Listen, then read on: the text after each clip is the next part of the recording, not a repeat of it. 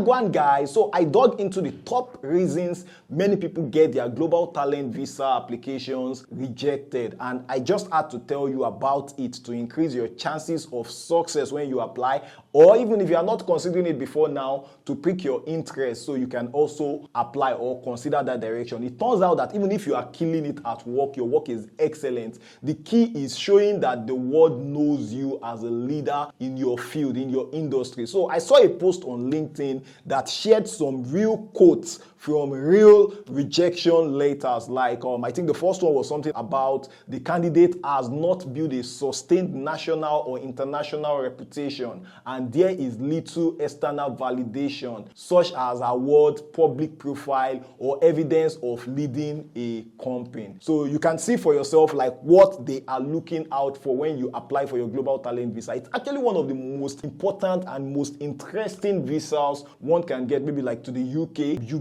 get a lot of opportunities. I don't want to go out of the scope of this video, so I will explain that in another video, because like it's actually one of the quickest paths to citizenship in the US if you're in Nigeria or Africa. And then the second quote from rejection letter I saw was that the candidate must demonstrate true evidence such as high-profile references, media coverage, specifically recognizing the candidate's high-profile speaking engagements. You need to have all these things in place so they can believe that, oh, truly you are a guru in your field, that people actually respect you, that you have speaking engagement related to your field, that you can actually get a powerful public figure to actually endorse your application. So you need to prove that you have been uniquely recognized as a leader in your field. You would see this is also very similar to the first one. And another quote that the person had on LinkedIn was something around the applicant doesn't show any sustained recognition by the way of reputable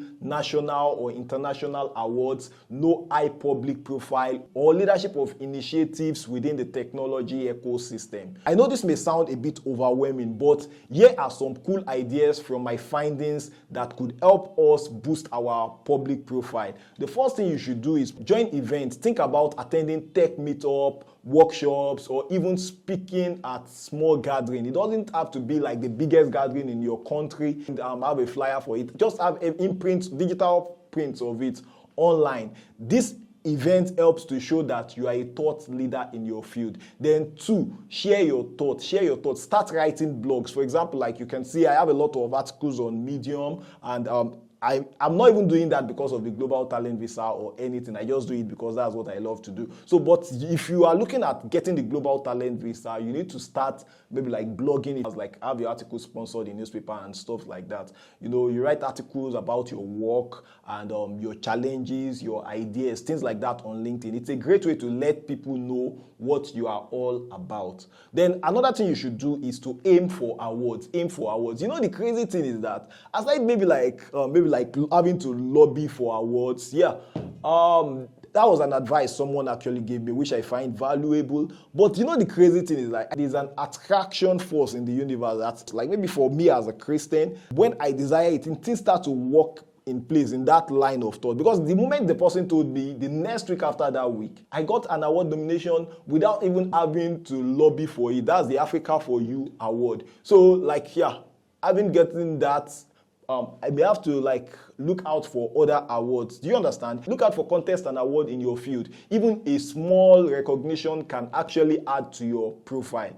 Then you can also get some shout outs from respected people in your industry to back you up with your recommendations. You understand? Shout out on social media is just fine. You know, the idea is to make sure that when people look at your application, they can see someone who is not just good at what they do, but is also recognized as a leader on a bigger stage. I hope my content charges you to start building your public profile, and know that these tips help with some other types of US and UK visa applications as well. So if you find these tips helpful, please drop a comment and let me know your thoughts. Share with friends, and see ya in the next video. Bye bye.